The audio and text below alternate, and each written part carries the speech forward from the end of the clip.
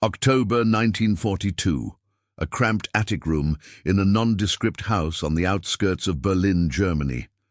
The air hangs heavy with the scent of damp wood and machine oil, the kind that clings to your skin like a second shadow. Flickering lamplight dances across scattered blueprints and coils of wire, casting long, jagged shadows on the slanted ceiling. Outside, the distant rumble of Luftwaffe engines echoes through the blackout curtains, a reminder that the Reich's iron grip tightens with every passing night. But up here, in this forgotten corner of the city, a different kind of war brews, one fought with solder and secrecy. Hans Keller, a wiry engineer in his mid-30s with grease-streaked glasses and a perpetual 5 o'clock shadow, hunches over a workbench cluttered with vacuum tubes and resistors. His hands, calloused from years in the factories, move with the precision of a surgeon.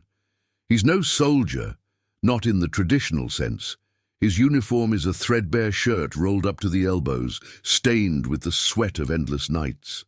But tonight, as the clock ticks past midnight, Hans feels the weight of battles yet to come, pressing down on him like the low ceiling above. You can almost hear the hum in your ears, the faint buzz of electricity waiting to leap from his fingertips. He solders a final connection on what looks like a radio receiver, but it's no ordinary set. This device, pieced together from scavenged parts meant for the Wehrmacht's signal corps, hides a secret in its heart, a modulator that shifts frequencies like a ghost slipping through walls. Hans wipes his brow with the back of his hand, muttering under his breath in German, "Es muss funktionieren." It has to work. He wasn't always like this, a man teetering on the edge of treason.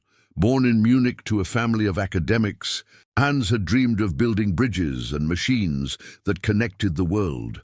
The war twisted those dreams into something sharper. It started with whispers in the beer halls, friends vanishing after careless words about the Führer's madness. Then came the recruitment, subtle at first, a contact from the shadows who called himself Der Falke, the Falcon. He was a British agent, or so Hans believed, slipping messages through neutral channels. "Help us blind them," the man had said in a cafe near the Brandenburg Gate, his accent clipped and urgent. "Invent something they can't detect, and we'll get you out when the time comes." Hans had hesitated, but the horrors mounted, the bombings that turned neighbors to ash, the trains rumbling east with their grim cargo. Now, months later, this attic is his laboratory, his prison, his lifeline. He flips a switch, and the device crackles to life. Static fills the room, a white noise that drowns out the creak of the house settling. His heart pounds as he tunes the dial, whispering into the makeshift microphone. "London, this is Adler, test signal initiating." Adler, the Eagle, his code name, chosen for the irony of soaring above the Reich's watchful eyes. He waits, breath held, as the needle on the meter flickers. Nothing. Then a burst, a Morse code rhythm, faint but unmistakable. DASIS. Das ist. It is. Relief floods him, hot and sudden. The signal's gone out, bounced through the ether without tripping the German direction finders. Berlin's vast network of Abwehr listeners, those ear-to-the-ground hunters in their grey uniforms, remain oblivious. But triumph is fleeting. Footsteps echo from the stairs below, heavy, deliberate. Hans snaps off the power, shoving the radio under a loose floorboard, just as the door rattles. "Hans? Bist du wach?" It's his landlady, Frau Müller, her voice thin with suspicion. She's a widow, loyal to the party in the way that keeps her fed. But Hans has seen the way her eyes linger on his late-night wanderings. "Ja, Frau Müller," he calls back, forcing steadiness into his tone. "Just working on some schematics for the factory." He straightens his shirt, heart still racing, and cracks the door. She peers in, her face gaunt under the hallway bulb, a lantern in her gnarled hand. The air raid sirens might sound soon. Better get some rest. Her gaze flicks to the workbench, but he steps casually in front, blocking the view. She nods curtly and shuffles away, the stairs groaning under her weight. Alone again, Hans exhales, sliding back to his seat. The close call sharpens his resolve. This radio isn't just wires and tubes, it's a weapon, a mechanic for voices that Berlin must never hear. He's invented it from scraps. A crystal oscillator tuned to skip over standard bands, a dummy antenna that broadcasts harmless static to mask the real transmission. The Abwehr's Enigma machines crack enemy codes. But this whispers directly to SOE operatives in London, feeding them intel on troop movements, U-boat docks, the Führer's erratic orders. As dawn creeps in, grey light filtering through the curtains, Hans sketches modifications. He needs more power, perhaps a stolen battery from the Reichsbahn yards, but risks multiply. His handler, the Falcon, vanished 2 weeks ago, arrested, or worse. Now, Hans operates blind, each transmission a gamble. You imagine the chill of that uncertainty, the way it seeps into your bones, like the Berlin fog rolling off the Spree. By midday, he's out on the streets, blending into the crowds of civilians shuffling to ration lines. The city pulses with wartime fervor. Posters of Aryan ideals plastered on bombed-out walls, Hitler Youth marching in crisp uniforms, their chants slicing the air. Hans ducks into a cafe near Alexanderplatz, the one with the flickering neon sign that hasn't worked since the '39 Blitz. He orders ersatz coffee, bitter chicory that burns the tongue, and scans the room. There, in the corner booth, sits a man he doesn't know, mid-40s, scarred cheek, reading a crumpled copy of the Völkische Beobachter. Their eyes meet. The man slides an envelope across the table as Hans passes, murmuring, "For the Eagle's flight." Inside, later in an alley, Hans finds coordinates for his next drop, a park bench in Tiergarten, midnight tomorrow. Schematics for a booster circuit too, British ingenuity to enhance his invention. Night falls again, and Hans returns to the attic. The radio hums under his hands as he encodes the message. Positions of panzer divisions massing near the Polish border. Overheard from a drunken officer at the factory. London Adler. Urgent 12th SS relocating east. Coordinates follow. He transmits, the signal leaping out like an invisible arrow, piercing the night sky toward the Channel. In London, far across the war-torn continent, a receiver in a Baker Street basement clicks to life. A young WAF operator, Lieutenant Eliza Thorne, deciphers the dots and dashes. "Adler again," she says to her superior, a mustached colonel nursing a pipe. "Berlin's got a mole," and he's singing. They plot the intel on a wall map, red pins shifting like blood drops. Bombers will adjust courses because of this. Lives spared, the tide nudged ever so slightly. Back in Berlin, Hans powers down, the attic silent once more. He doesn't know if his words reached home, only that they must have.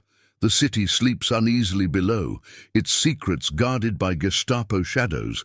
But in this room, a spark defies the dark. A spy's mechanic, speaking truths that the Reich can never silence. Word count 872, November 1942.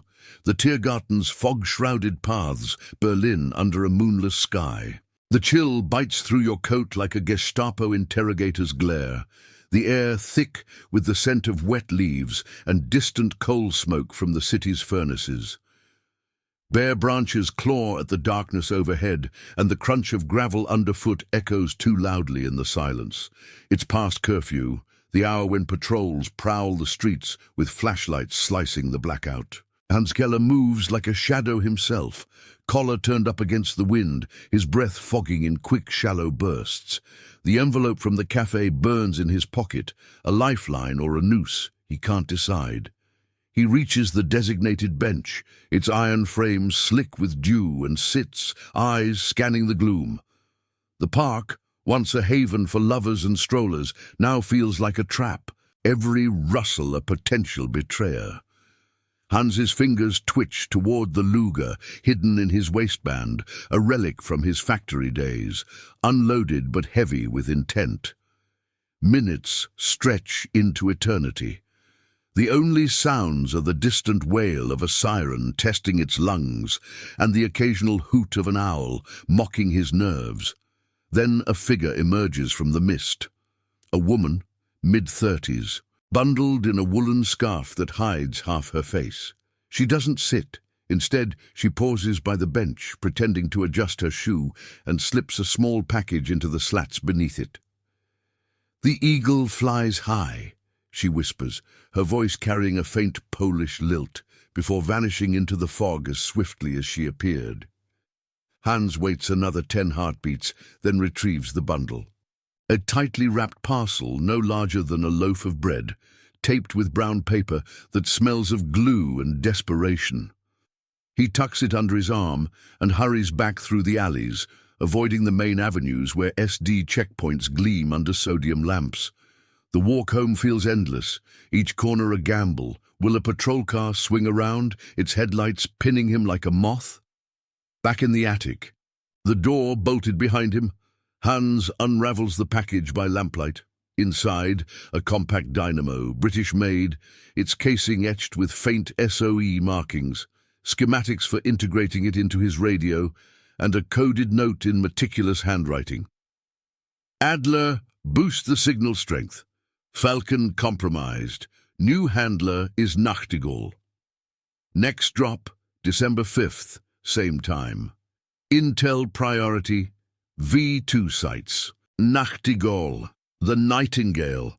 Hans's stomach twists. The Falcon's arrest means questions, whispers in the underground. How many others are rolling up? He sets to work immediately, the attic transforming into a hive of activity. The dynamo hums softly as he connects it to the radio's power circuit, sparks flying like fireflies from the soldering iron. Sweat beads on his forehead despite the cold. The device grows, evolving from a fragile whisper to a bolder voice. He tests it in bursts, the modulator dancing across frequencies, evading the Abwehr's net. Static hisses, then clears. London Adler. Test with booster, signal enhanced, awaiting confirmation. The response comes quicker this time, Morse tapping back through the ether. NACHTIGALL confirms. Relief surges, but it's laced with dread. Hans powers down, stowing the radio deeper under the floorboards, layering blankets and old crates over the hiding spot. Sleep evades him that night. Instead, he lies on his cot, staring at the rafters, replaying the woman's face in the park. Was she real or a plant? The resistance fractures daily. Friends turned informants for a scrap of bread or a promise of safety. Dawn breaks with the clamor of factory whistles, pulling Hans into the rhythm of the workday. The Reichsbahn repair yards, his official post, sprawl like a mechanical beast on Berlin's eastern edge, locomotives belching steam under the watchful eyes of SS overseers. He clocks in, badge clipped to his lapel, and joins the crew welding tracks scarred by Allied bombs. The work is grueling, sparks showering like molten rain, the clang of hammers drowning out conversation, but it provides cover. Amid the din, Hans overhears fragments, a foreman griping about delayed shipments from Peenemünde, the Baltic rocket works. V2s, the wonder weapons the Führer pins his hopes on, hidden in pine forests and concrete bunkers. By lunch, in the shadowed corner of the canteen, Hans sketches notes on a napkin, site coordinates pieced from the foreman's mutterings, cross-referenced with maps smuggled in his lunch pail. The canteen reeks of sauerkraut and unwashed bodies, men in grease-smeared overalls trading rumors of Stalingrad's meat grinder. The Russians are devils, one says, a burly machinist named Otto. But these new rockets, they'll turn the tide. Hans nods, forcing a grin while his mind races. If London gets this, RAF mosquitoes could strike before launch. That evening, as snow flurries dust the streets, Hans risks a detour to a black market contact in Kreuzberg. The alleyways twist like veins, lined with boarded-up shops and posters urging vigilance against Judeo-Bolshevik spies. He meets Karl, a one-eyed tinkerer with fingers like sausages, in the back of a bombed-out bakery. "Batteries," Hans mutters, sliding marks across the counter. Karl grunts, handing over pilfered cells from downed fighters. "Heard the Gestapo's sniffing around radio shops. Watch your back, Keller." The warning lingers as Hans returns home, the package from Tiergarten now fully integrated. The radio's new heart pulses stronger, its voice carrying farther, clearer. Midnight finds him at the bench again, keying in the V2 intel. Adler to London, Peenemünde coordinates, 5409N, 1305E, launch pads under construction, urgency high. The transmission flows uninterrupted, the booster masking it as routine Luftwaffe chatter. In the quiet after, Hans imagines the signal arcing over the Alps, dodging flak towers and radar sweeps, to land in that Baker Street lair. Across the channel, in the dim glow of SOE headquarters, Lieutenant Eliza Thorne leans over her console, the Morse unraveling like thread from a spool. "V2 sights," she breathes, relaying to Colonel Hargrove, who paces with a map unrolled on a trestle table. "Adler's gold again. Get this to Bomber Command. Spitfires for recon at first light." Hargrove nods, pipe clenched between teeth marking the Baltic coast in red. Berlin's bleeding secrets, and they don't even know the knife's in their back. But in Berlin, the knife twists closer. As Hans conceals the radio once more, a knock rattles the front door downstairs. Sharp, official. Frau Müller's voice rises in protest, then cuts off. Boots on the stairs. Hans freezes, pulse thundering, as shadows lengthen under the door crack. He grabs the Luger, chambering a round he'd hidden for this moment, and slips behind a wardrobe, the attic's confines closing in like a tomb. The door bursts open, and two figures enter. SD officers in black leather, one with a Mauser pistol drawn, the other clutching a dossier. "Keller, we know you're up here." The lead man, Hauptsturmführer Voss, scans the room, his face a mask of Aryan severity, eyes cold as the spree in winter. Hans's mind races. Betrayal? The park drop? He steadies his breath, finger on the trigger, the attic air turning to lead. Voss kicks at the workbench, scattering tools. "Papers, now!" But Hans is silent, hidden, the weight of his invention and his life hanging by a thread. The nightingale's song might have just been silenced, or perhaps it's only beginning to sing louder. November 1942. The cramped attic above Frau Müller's boarding house, Berlin, moments after midnight. The air thickens with the acrid tang of fear sweat and oiled leather, the lamplight flickering like a dying pulse as shadows twist across the rafters. You can feel the floorboards creak under the weight of those boots, each step a hammer blow echoing in your chest. Hans Keller presses against the rough wood of the wardrobe, its musty scent filling his nostrils, the Luger's grip slick in his palm. His heart thuds a frantic rhythm, drowning out the distant hum of night patrols on the street below. The SD officers prowl the room, their flashlight beams slicing through the gloom like knives, probing corners where dust motes dance in frantic swirls. Hauptsturmführer Voss, the taller one with the scarred jaw and SS runes glinting on his collar, holsters his Mauser with a deliberate snap. He's all sharp angles, high cheekbones, eyes like chipped flint, his black uniform absorbing the light, making him seem larger, more monstrous in the confines of the attic. Beside him, the junior officer, Sturmscharführer Lange, flips through Hans's scattered blueprints with gloved fingers, his breath coming in short, eager huffs. "Nothing here but factory junk," Lange mutters, his voice nasal and Berlin thick. "But the landlady says you've been burning the midnight oil too often, Keller, skulking like a rat." Voss doesn't respond immediately. He circles the workbench, kicking aside a coil of wire that skitters across the floor like a startled insect. His gaze lingers on the loose floorboard, the one hiding the radio's cradle, but he doesn't pry it up. Not yet. Instead, he straightens, pulling a photograph from his dossier. A grainy shot of Hans in the Tiergarten, blurred but unmistakable. The bench in the background. "We have eyes everywhere," Voss says, his tone smooth as polished steel. A woman in the park, packages exchanged, and now whispers of unauthorized transmissions from this address. The Abwehr doesn't miss much, Herr Keller, especially not a man with your talents. Hans's mind races, piecing the trap, the drop, the contact, Nachtigall compromised too, or Frau Müller selling him out for a pat on the head from the party. He shifts his weight, the wardrobe groaning faintly, and both officers freeze. Langer's hand flies to his pistol, sweeping the beam toward the sound. There! Light floods the gap, illuminating Hans's shoe, the edge of his trouser leg. Time fractures.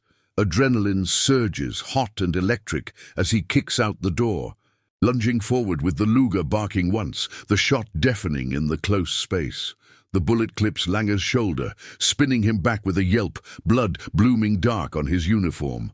Voss dives behind the workbench, drawing his sidearm in a fluid motion, firing twice, cracks that splinter wood inches from Hans's head. Splinters rain down, stinging like hornets, as Hans rolls across the floor. Grabbing a heavy soldering iron from the bench, he hurls it at Voss, who ducks, the tool clanging against the wall and knocking over the lamp. Darkness swallows the room, broken only by muzzle flashes and the acrid reek of gunpowder. You hear the chaos in your ears, the grunts, the scuffle of boots, the metallic slide of a bolt. Hans scrambles toward the window, the one overlooking the alley, his fingers fumbling for the latch. Voss's voice cuts through. "Surrender, you fool! The Reich forgives the repentant." But Hans knows better. Traitors end in Plötzensee, necks stretched on piano wire. He wrenches the sash open, cold night air rushing in like a gasp, carrying the faint scent of snow from the rooftops. Below, the alley yawns black and empty, a 20-foot drop to cobblestones that could shatter bones. Langer recovers, clutching his arm, and fires blindly into the dark, bullets whizzing past Hans's ear, one shattering a bulb overhead in a shower of glass. Voss charges, tackling Hans against the sill, their bodies slamming together in a tangle of limbs and fury. Fists fly. Voss's gloved punch connects with Hans's jaw. Stars exploding in his vision, copper flooding his mouth. Hans drives an elbow into the officer's ribs, feeling cartilage give, then knees him in the groin. Voss wheezes, staggering back, and Hans seizes the moment, vaulting over the sill. The fall is a blur, wind whipping his face, the ground rushing up. He twists mid-air, hitting a rain barrel with a crack that splinters wood and sends him sprawling into the muck, pain lancing through his ankle like fire. Bruised but unbroken, he staggers up, limping into the shadows as shouts erupt from the attic window. "Halt! Schieß!" Bullets ping off bricks, but the alley twists away, swallowing him into the labyrinth of back streets. Panting, ribs aching, Hens ducks into a sewer grate's shadow, pressing against the damp wall until the patrol's engines fade. The city sprawls around him, indifferent, windows dark, the spree murmuring nearby like a conspirator. He can't go back. The attic's compromised, the radio lost under that floorboard.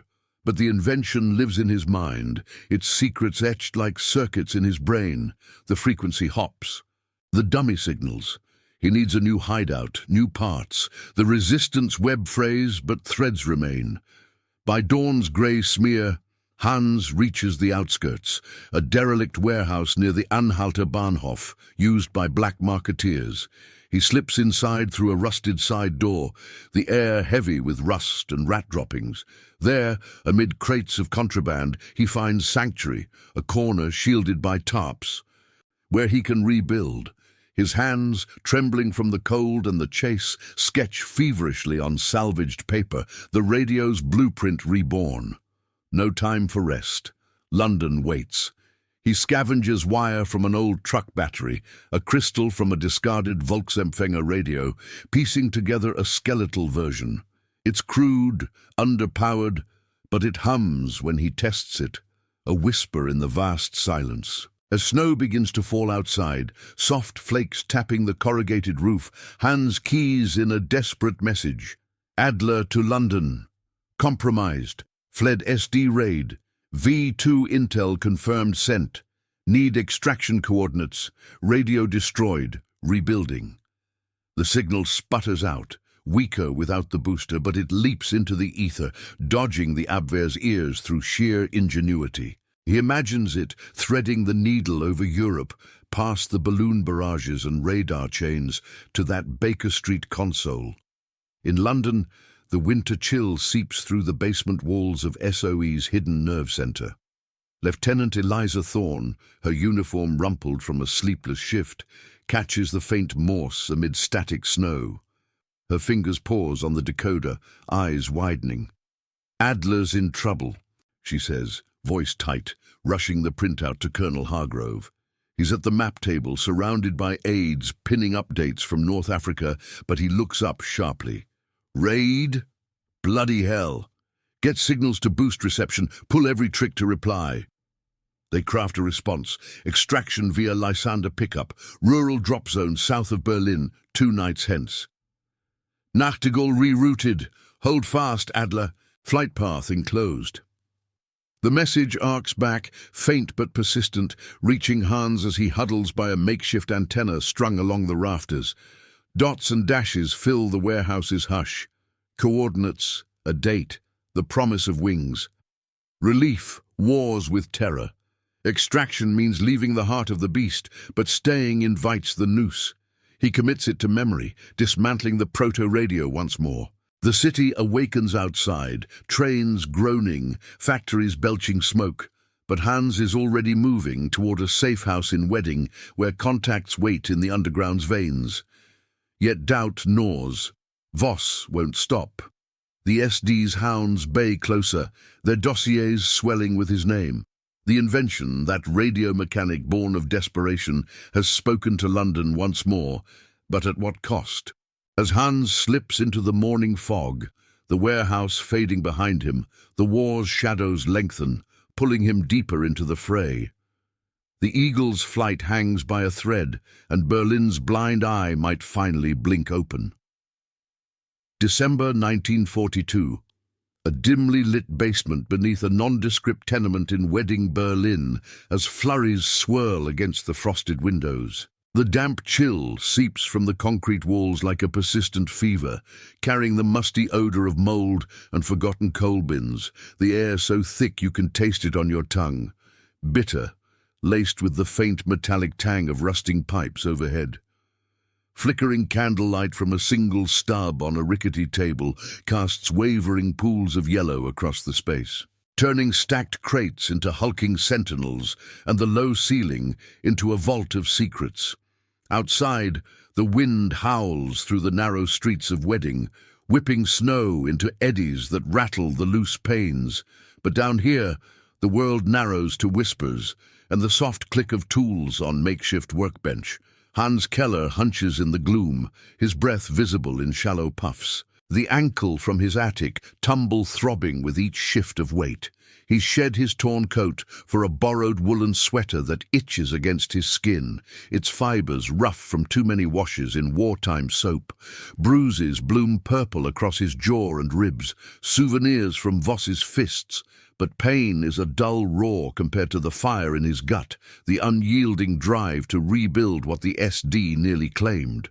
His hands, still flecked with dried blood from the escape, work feverishly, twisting wire from salvaged Volksempfänger innards around a scavenged crystal, soldering connections with a pilfered iron that spits sparks like angry stars. You can almost feel the tremor in his fingers, the way exhaustion pulls at his eyelids, but sleep is a luxury for the dead. The safe house, arranged through a chain of hushed phone calls from a pay booth near the S-Bahn, belongs to the remnants of a resistance cell. Plumbers and bakers by day, shadows by night. The contact, a gaunt baker named Fritz, with flour-dusted hands and eyes hollowed by loss, had met him at the alley mouth at first light.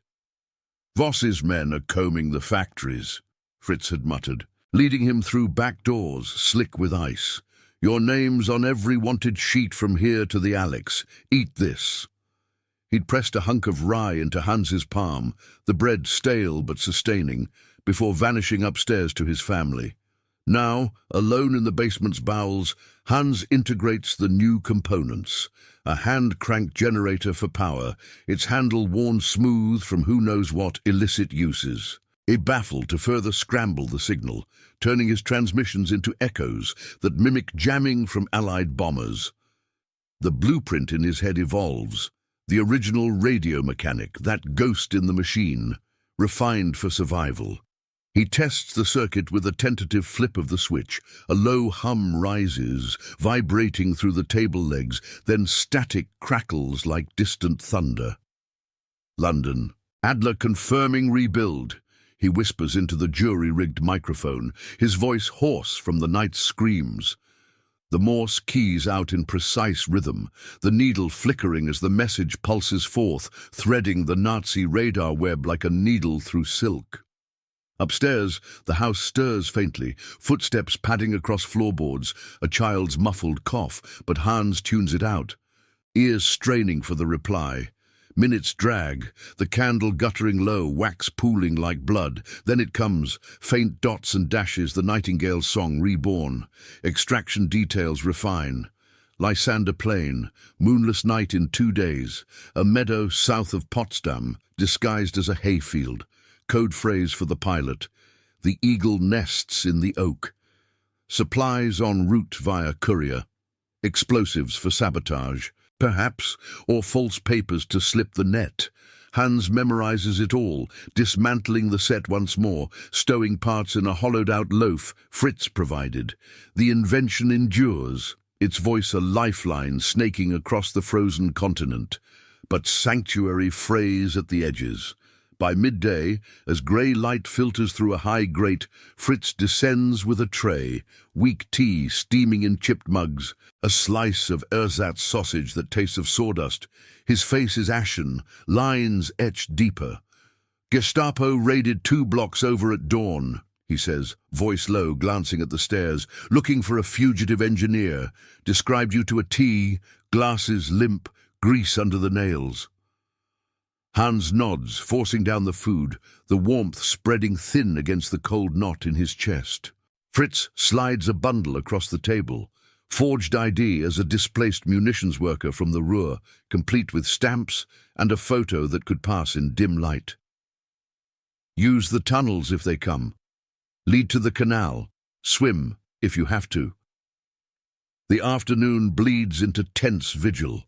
Hans paces the cramped space, the concrete floor numbing his feet through threadbare socks, mind replaying the attic chaos. Voss's snarl, Langer's bloodied cry, the plunge into the alley's embrace. Betrayal's scent lingers. Who tipped them?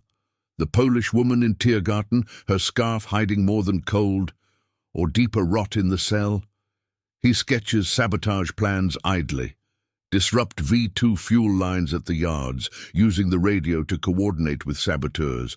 The mechanic's potential expands, not just a spy's whisper, but a conductor for chaos, directing strikes from London's war room. Twilight falls early, the basement plunging into deeper shadow as snow thickens outside, blanketing the city in deceptive peace. Fritz returns with news. A courier's arrived. A wiry youth named Lena, barely 20, her eyes sharp as switchblades under a kerchief. She slips down the stairs like smoke. Package clutched to her chest, a waxed bundle from the underground pipeline, smuggled via train compartments and sympathetic guards. "For the Eagle," she says breathlessly, her Berlin dialect clipped with urgency. Inside, high-grade vacuum tubes, a compact antenna coil, and a vial of cyanide capsules. "Last resort," she adds flatly, before melting back into the night. Hans incorporates the upgrade swiftly, the radio coalescing stronger, its hum a defiant pulse. Midnight nears, he transmits again, layering in fresh intel gleaned from Fritz's whispers.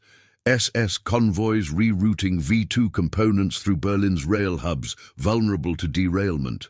Adler to London, sabotage window, Anhalter Bahnhof, dawn tomorrow, confirm assets. The signal leaps out, boosted now, evading the Abwehr's listeners who hunch over their consoles in bunkers, chasing ghosts amid the ether's roar. In the quiet after, Hans leans back against a crate, the vial heavy in his pocket, a grim talisman.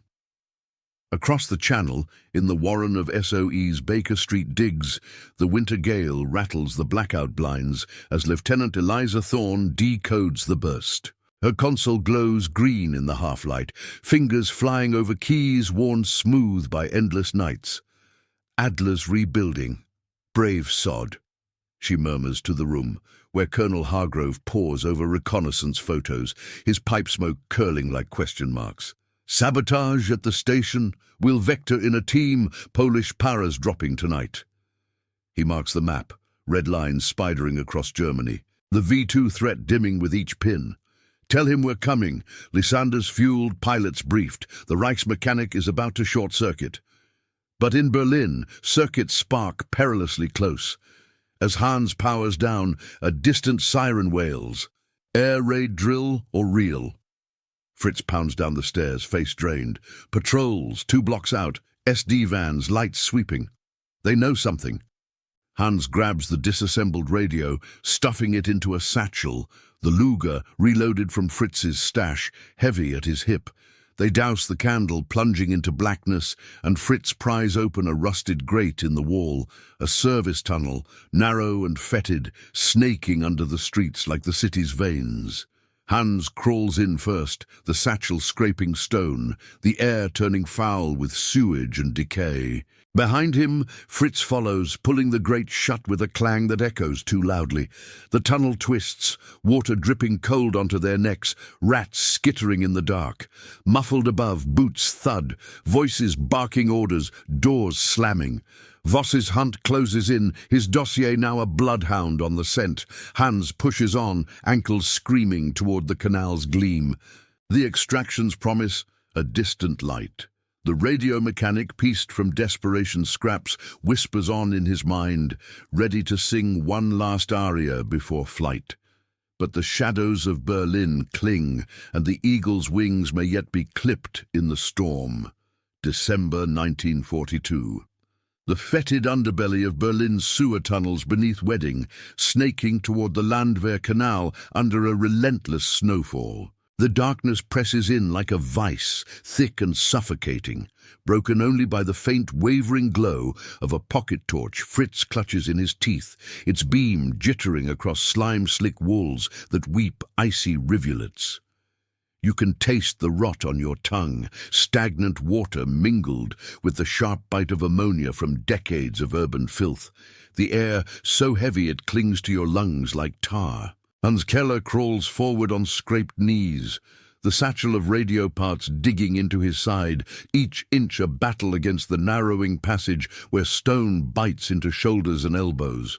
His ankle pulses with fire, swollen now from the cold and the strain, but he grits his teeth, muffling curses as water splashes under his palms, soaking through to bone. Behind him, Fritz pants, his bulk wedged awkwardly, the baker's frame not built for this subterranean gauntlet. "Keep moving," he hisses through clenched jaws, the torchlight casting grotesque shadows that leap like demons on the curved ceiling. Above, the world rumbles faintly, trucks grinding over grates, SD shouts muffled through layers of earth, their flashlights probing alleys like bayonets. Voss's voice carries distantly, a barked command. "Durchsuchen! Every basement, every hole!" The hunt intensifies, dogs baying in the streets, their howls seeping down like accusations.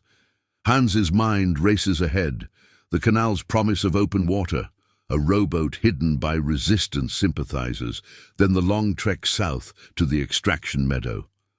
But one slip, a loose grate, a betraying echo, and it's over.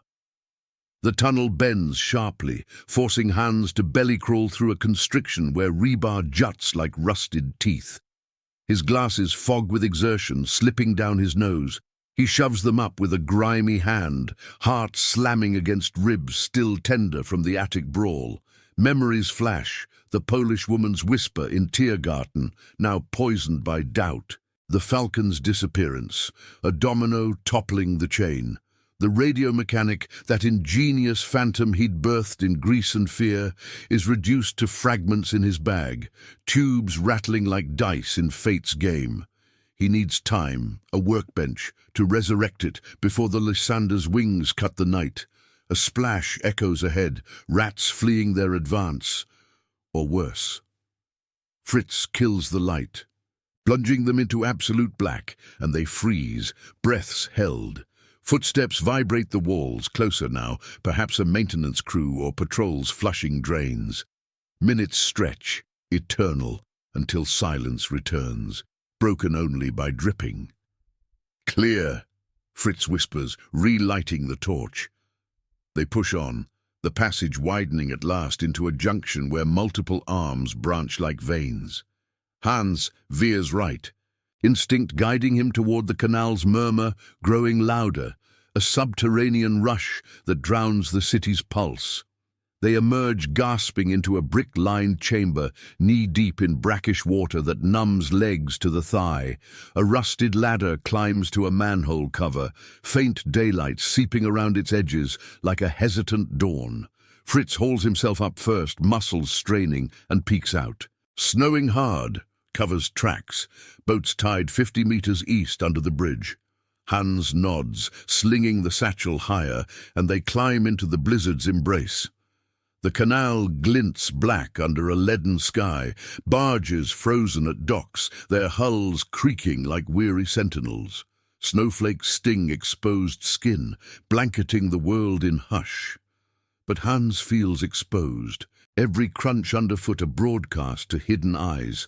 They untie the rowboat, a battered skiff with oars wrapped in rags to muffle splashes, and push off, the water lapping cold against wood. Fritz rows with steady pulls, his breath fogging in bursts, while Hans scans the banks. Warehouses looming like tombstones, rail yards humming with activity despite the weather. SS patrols prowl the towpaths, fur-collared coats whipping in the wind, submachine guns slung low.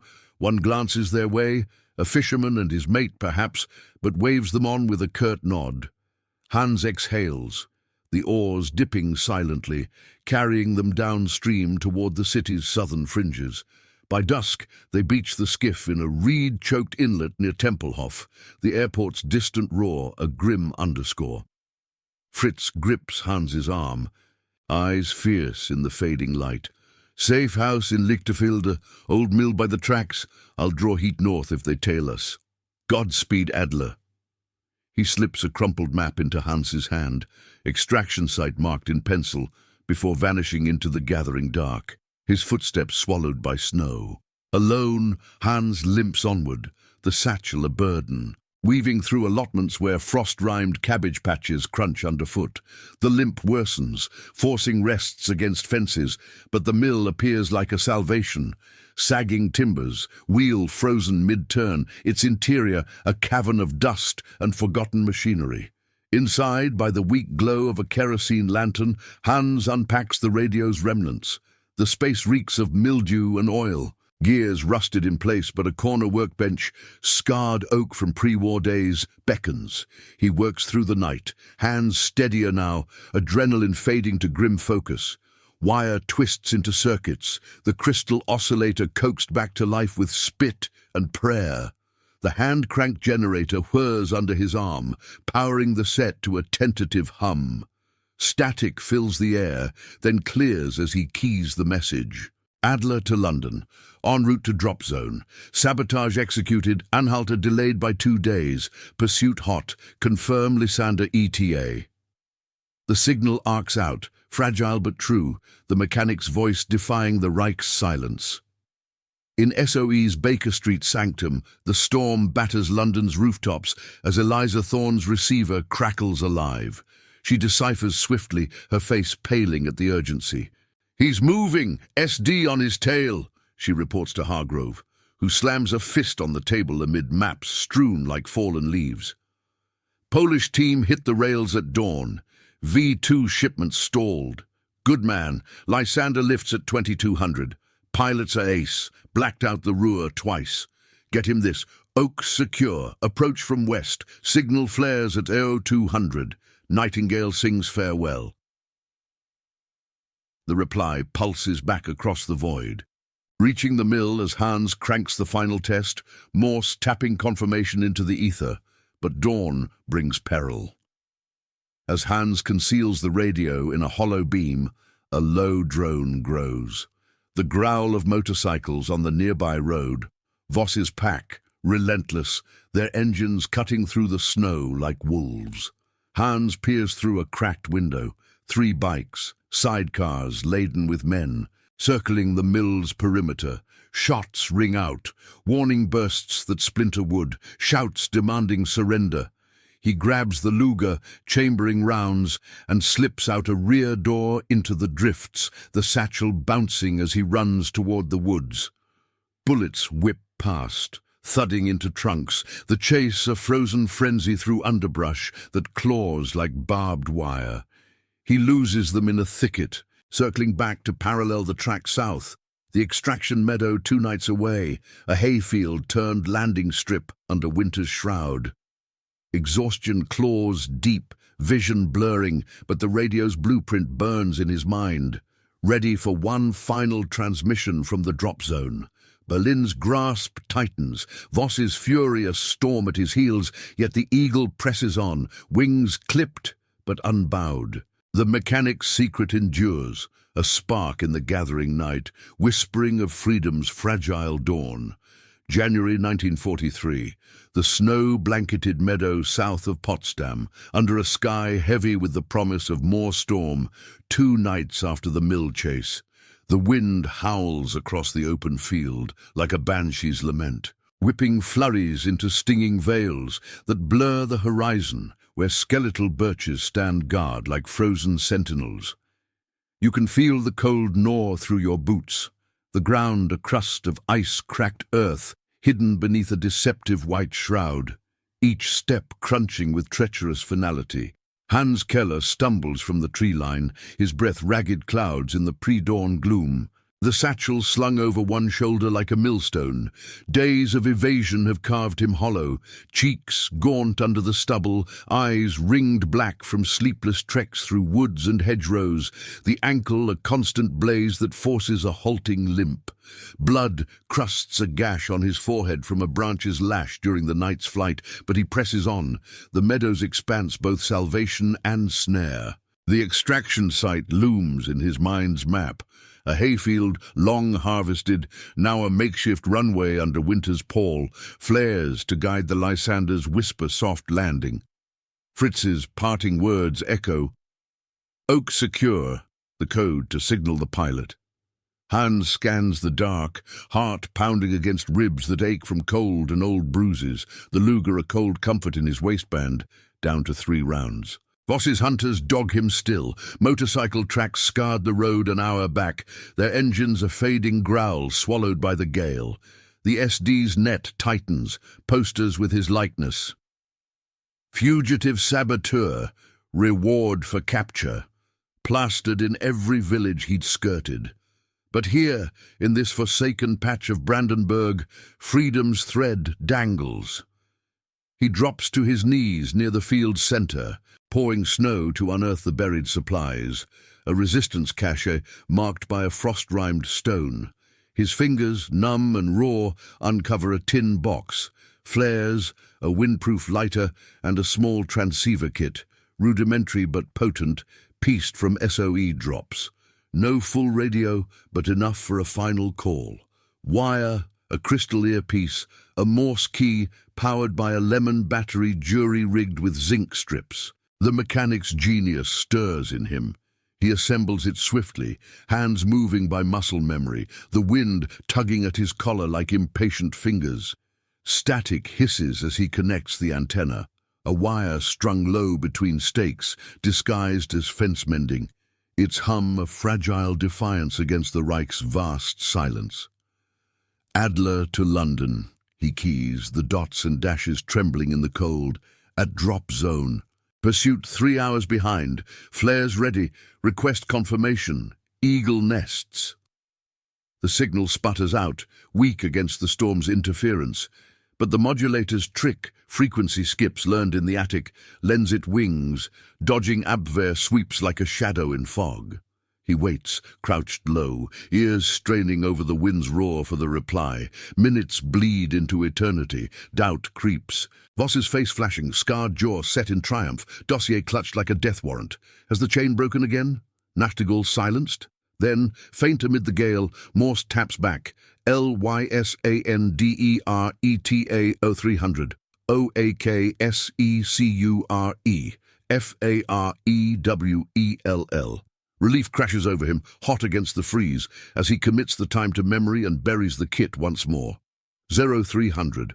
3 hours to hold the line. He lights the first flare, its magnesium hiss birthing a red glow that arcs skyward, painting the snow in bloody hues before fading to embers.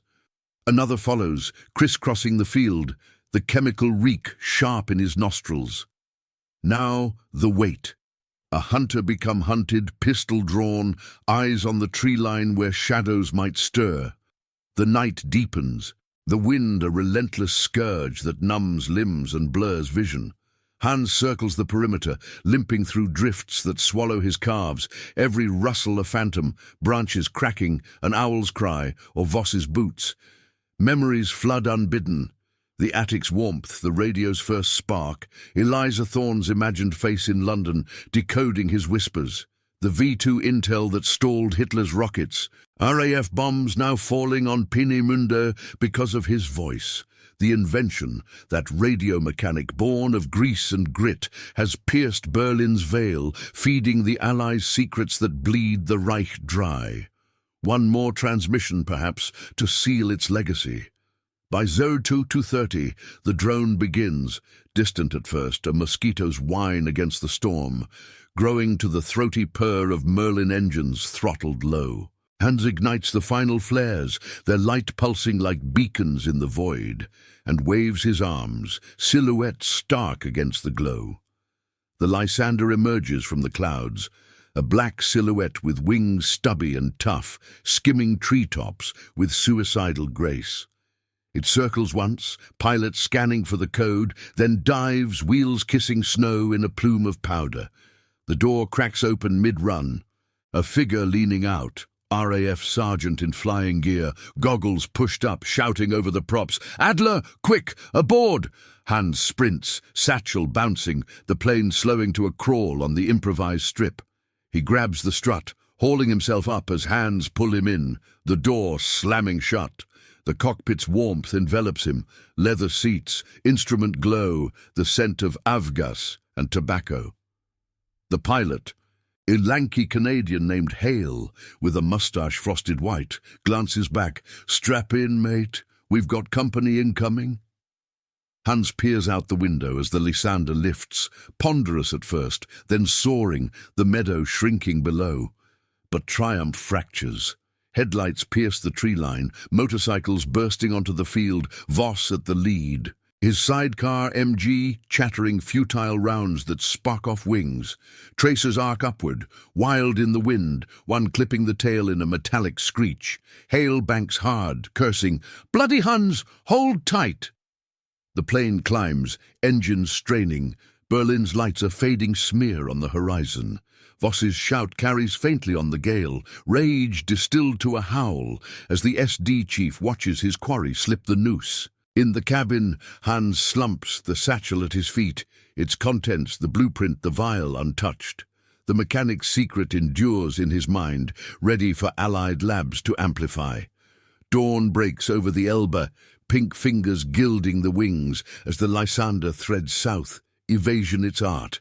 London awaits, Baker Street's maps to update, Eliza Thorne to brief.